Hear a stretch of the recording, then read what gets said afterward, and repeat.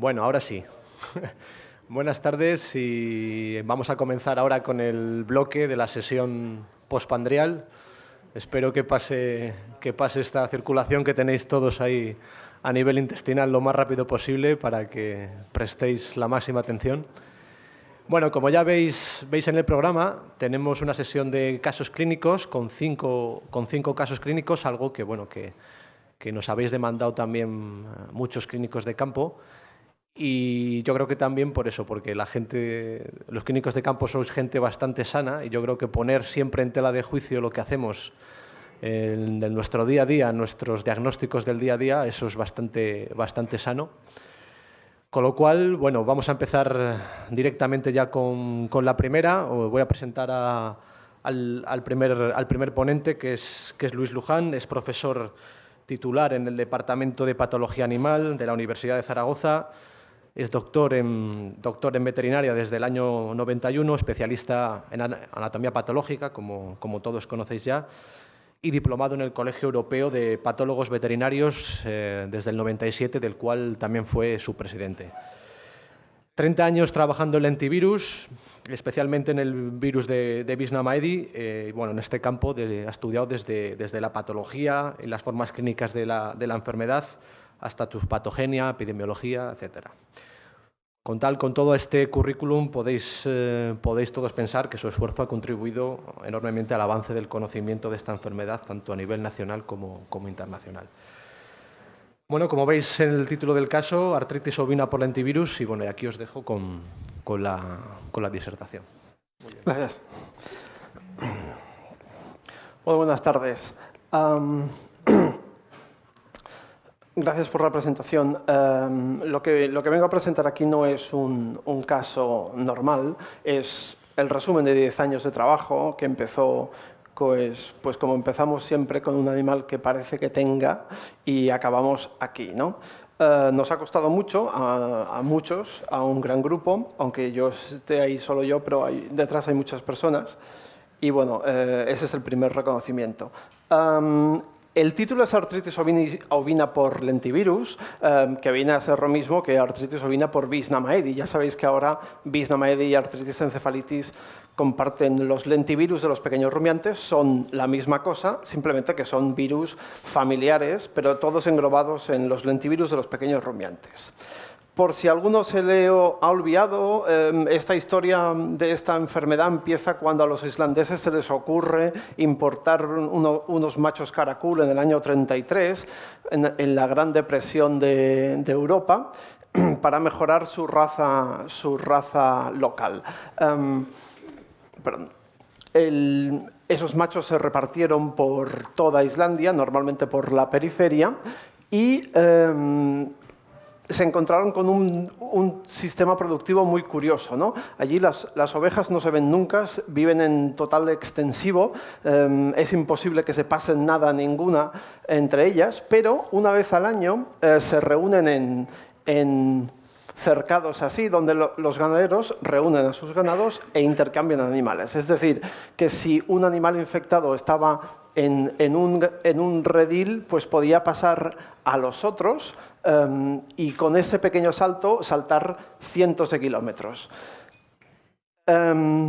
Eso suele pasar más o menos en Islandia en agosto, tal como viajas por Islandia ves este tipo de cosas. Y luego viene el invierno, y el invierno es muy duro, no hay quien viva fuera. ¿Qué hacían en aquellas épocas? Pues encerrarlas en rediles muy pequeños donde pasaban juntas casi 6 meses, hasta marzo o abril del año siguiente. Evidentemente, esas son las condiciones idóneas para producir una infección y para que todos los animales acabaran infectados. Y eso fue exactamente lo que pasó. Poco a poco empezaron a aparecer enfermedades nuevas que nadie conocía, les llamaron Maedi, Visna, pensaron que eran dos enfermedades diferentes. Aquí veis los primeros sitios donde aparecieron, y después, pues años después, el 60% de la población estaba afectada y prácticamente estuvieron a punto de acabar con la raza autóctona solamente con esta enfermedad. Bueno, a partir de entonces no hay quien entre un animal con 4 patas y lana en Islandia. Aprendieron la lección. Actualmente el virus está erradicado en Islandia. Bueno, en cualquier caso, en Islandia se describió la forma que conocemos todos, la respiratoria, una forma que cursa con disnea, sin tos, con una neumonía intersticial, unos pulmones grandes de tamaño, que corresponden con una severa inflamación a nivel microscópico que, si comparamos con lo que sería un control, pues hace que el animal no pueda respirar. Poco a poco el animal se asfixia y poco a poco, pues literalmente el animal se ahoga o su intercambio gaseoso es imposible de realizar. Otra forma que también se describió en Islandia en el 54 fue la que llamamos la nerviosa, el visna. El animal sufre una parálisis posterior ascendente y que se acompaña de necrosis de la sustancia blanca del sistema nervioso. A nivel microscópico pues, podemos ver cosas como encefalitis, coroiditis o mielitis. Otra forma muy clásica y que todos conocemos bien. La forma mamaria ya fue descrita más tarde en Estados Unidos y Holanda en 1985 y es una mastitis indurativa que produce una mastitis intersticial crónica. Podemos ver que la mama está endurada, más firme a la palpación y que de nuevo vemos una fuerte inflamación cuando hacemos un estudio histopatológico. Es decir, tenemos tres formas que hemos descrito aquí, que todos estamos bien acostumbrados a diagnosticar, pero sin embargo hay una más. ¿Qué pasa con esta más? Bueno, la forma articular. La forma articular ha sido siempre la forma de las cabras, de la artritis encefalitis caprina. Ya sabéis que ese es un virus, pues otro lentivirus de los pequeños rumiantes, muy parecidos al visna, y que produce lesiones en carpos, tarsos y otras articulaciones. Ahí podemos ver alguna cabra con una inflamación en lo que son las articulaciones, incluso mostrando síntomas nerviosos. Las lesiones macroscópicas pues son lesiones de proliferación tisular, ya sea dentro de la articulación, en la periferia, llegando a necrosis muy fuerte e incluso alteraciones o daños en el cartílago. Microscópicamente eso de nuevo se corresponde con una inflamación.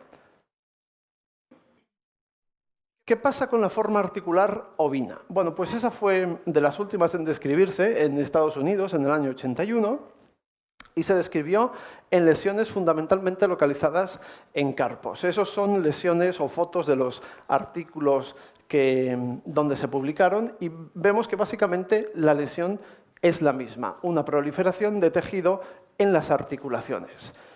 Ahí vemos una un poco más tardía, en 1992, que también produce una inflamación alrededor en la articulación, una sinovitis macro y microscópica. Bien, durante muchos años nos hemos pasado diciendo nosotros, los que estudiábamos esta enfermedad, que esta forma no se veía en España, que no estaba descrita y que dudábamos mucho que existiera. Eso lo he dicho yo muchas veces. Hasta que un buen día entra alguien en la sala de necropsias y te miras al animal y dices, caramba, esto podría ser eso que he visto en las fotografías. Y empiezas a escarbar un poco. Fijaos que el aumento del tamaño de los carpos en el ovino y el caprino, sí, evidentemente pueden ser muchas cosas, pero bueno, te hace levantar las sospechas. Nosotros hicimos un estudio, que es el que os resumo aquí de manera muy concreta. En principio estudiamos solo 13 animales que venían de una zona localizada alrededor de Sariñena, aunque hay que decir que después esta forma la hemos visto en muchos otros sitios. A esos animales los estudiamos, hicimos un análisis completo y tomamos pues, todo tipo de muestras de suero, de tejidos y microbiológico para determinar qué era aquello. Hicimos análisis serológicos frente a Visna maedi y frente a Mycoplasma agalacti, Mycoplasma en general, porque si hay un diagnóstico diferencial de esta forma es la agalaxia y por lo tanto teníamos que estar seguros frente a qué estábamos. Hicimos también tomas de muestras citológicas frente de líquido articular, de pulmón y hicimos inmunocitoquímicas para encontrar el virus o para encontrar el micoplasma. Estudiamos los tejidos rutinariamente con formol y hematoxilina eosina. Hicimos una serie de pruebas también microbiológicas donde hicimos un barrido microbiológico, pero específicamente con medio, además, para micoplasmas, para ver qué era lo que teníamos allí. El examen clínico demostró una artritis, normalmente a nivel de los carpos. En un solo caso pudimos ver esa artritis a nivel del tarso. Esa artritis la podíamos siempre que hay un sitio preferente, ese es el carpo. Esa artritis la pudimos clasificar en dos cuadros clínicos, unas articulaciones aumentadas de tamaño, que las medimos entre 18 y 20 centímetros, frías, sin una reacción local específica y no dolorosas a la palpación, un total de 10 animales dentro de esa categoría y otros 3 que tenían articulaciones muy aumentadas de tamaño, hasta 24 centímetros de diámetro, calientes, o sea, con una hipertermia local y dolorosas a la palpación. Sin embargo, en este segundo grupo tan solo pudimos localizar 3 animales. Los problemas de locomoción no eran muy manifiestos en animales que podían caminar. Es verdad, alguna vez podían cojear, alguna vez no corrían demasiado, pero no eran animales incapaces de moverse. Por lo tanto, eran animales que seguían en el rebaño y que seguían produciendo. Y en 8 encontramos una cierta dificultad para realizar la extensión del carpo. Pero realmente, aparte de eso, no había mucho más. Los resultados serológicos lo dejaban bastante claro. Todos los animales eran positivos al virus del Visnamaidi, lentivirus, y negativos frente a Mycoplasma galectae y otros micoplasmas. Los resultados citológicos además nos decían que éramos capaces de encontrar virus en las células del líquido articular. Como podemos ver aquí, esas células marrones, teñidas de marrón, significa que están reaccionando frente a la presencia del virus. Incluso lo que podíamos encontrar más fácilmente en la articulación que en el pulmón. Las lesiones macroscópicas eran muy similares a las que estaban descritas. Proliferación, engrosamiento de la membrana sinovial. Fijaos, esto es el menudillo y la membrana sinovial está proliferada. Ahí no había nunca mucho líquido intraarticular y esa proliferación a veces podía ser muy marcada. Fijaos cómo esa articulación está rodeada por un anillo de tejido proliferado. Esa es la membrana sinovial que ha crecido de tamaño. Ahí la podemos ver con un mejor detalle en esta articulación. A veces esta artritis proliferativa era completamente unilateral. Es decir, el mismo animal, un carpo estaba perfectamente normal y el otro estaba severamente afectado, como podéis ver en este de la izquierda. Esa artritis solo en algunos casos podía llevar lesiones más graves como calcificaciones multifocales, como podemos ver aquí, proliferación con gran cantidad de tejido necrótico, todas esas masas blancas que podemos ver distribuidas por la superficie articular e incluso casos de hemorragias intraarticulares en algunos de estos animales. La microscopía es la de una inflamación. El tejido sinovial tiene muchas células inflamatorias distribuidas por su tejido conjuntivo y fundamentalmente esas células son linfocíticas, linfocitos, y no hay neutrófilos. Es decir, apunta mucho más a un virus que a una bacteria. El virus fuimos capaces de detectarlo por inmunohistoquímica o hibridación in situ en esos tejidos de esos animales y obtuvimos muestras para secuenciar de esos virus que estábamos sacando de la articulación. Lo primero que lo hicimos en 2 ovejas y lo primero que vimos es que las secuencias de esos virus demostraban que era un virus diferente, un lentivirus nuevo, de la familia de los lentivirus, pero que no estaba descrito anteriormente, y que tenían un elevado porcentaje de homología con el virus de la artritis encefalitis caprina. Era muy parecido al virus de la artritis encefalitis caprina. A ver, esto es un árbol filogenético de los lentivirus, de la gran familia de los lentivirus. Por resumir y hacerlo muy rápido, esto de aquí es el grupo A, que es los lentivirus oveja, Visnamaedi. Esto de aquí es el grupo B, que son los lentivirus cabra. Luego está el grupo C, que es intermedio, cabra-oveja, más o menos. Bien, y entonces, ¿dónde estaban nuestras ovejas?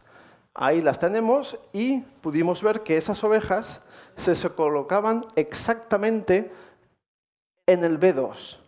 Es un virus mucho más cerca de las cabras que de las ovejas. Es un virus mucho más cabra que los virus que encontramos, por ejemplo, en un pulmón afectado de Visnamaedi. Bien, seguimos indagando y sobre todo queríamos hacer un diagnóstico diferencial con micoplasmas y como hemos dicho, todos los animales fueron seronegativos, pero además no se observó ninguna reactividad frente a antígenos de micoplasma en las articulaciones y los cultivos fueron constantemente negativos frente a micoplasmosis. Saliendo de ese estudio, proponemos un diagnóstico diferencial con una galaxia contagiosa, porque esto es una enfermedad completamente diferente, que se suele confundir o que se suele asumir que son micoplasmosis, agalaxias, y cuando son bastante diferentes. Y entonces, el resumen de nuestro trabajo se fijó en estas características. El Visnamaedi, la localización de las articulaciones, del daño articular, es siempre el carpo, mientras que la micoplasma puede ser el carpo u otras articulaciones. La mayoría de los casos de Visnamaedi no presentó ninguna sintomatología articular, no tenía dolor, los animales presentaban cojeros poco importantes, mientras que en la micoplasmosis, en la galaxia contagiosa, las articulaciones sí que se muestran doloridas y además el animal tiene problemas de cojeras muy importantes. Las lesiones en Visnamaedi suelen ser proliferativas, mientras que en micoplasma suelen ser necróticas y la epidemiología del Visnamaedi articular es más bien esporádica, es un goteo en algunos rebaños, mientras que en micoplasma es epizootica, es una bacteria que afecta a muchos más animales al mismo tiempo.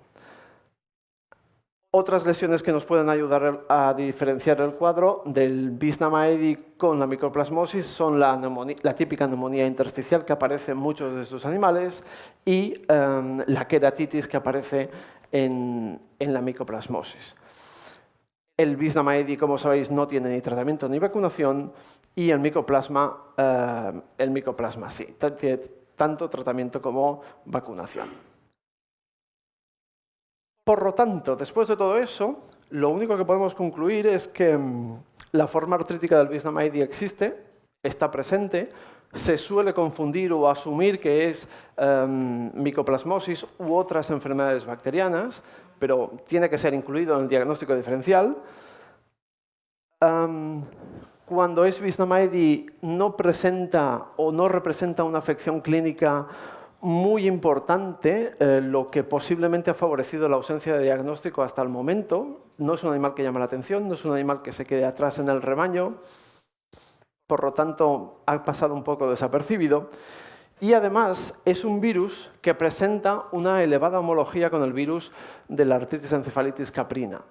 Posiblemente estamos delante de una transmisión cruzada. Y lo que nos indicaban los estudios genéticos es que ese virus cabra le faltaba un trozo. Le faltaba un trozo que es la integrasa. La integrasa es un gen que hace una proteína que es la que hace que el virus se meta dentro de las células. Esa integrasa estaba sustituida por la integrasa ovina.